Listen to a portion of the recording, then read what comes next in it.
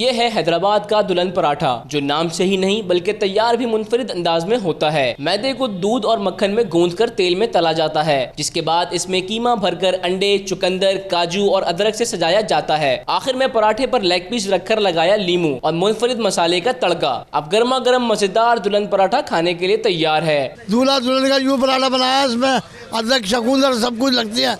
इसे दुल्हन को सजाते हैं, ऐसा इसको पराठे को लगाते हैं। इस मुनफरिद दुल्हन पराठे को खाने के लिए शहरी दूर दूर से आते हैं। शहरियों का कहना है कि पराठा जायके में अपनी मिसाल आप है, इसीलिए वो इसे नाश्ते में खाना पसंद करते हैं। इस पराठे का अपना जायका है, हैदराबाद में कहीं भी नहीं मिलेगा आपको। इसका अपना वो जायका, अपना टेस्ट है, इसमें हर चीज़ होती है। दुल्हन का पराठा आप लोगे तो आप देखोगे कि वाकई पराठा बना के दिया है। दुल्हन पराठा न सिर्फ नाश्ते में पसंद किया जाता है, बल्कि शादी ब्याह की तकरीबात में भी ऑर्डर्स पर तैयार कराया जाता है। कैमरामैन नईम शाह के साथ मोहम्मद वकास, 92 न्यूज़, हैदराबाद।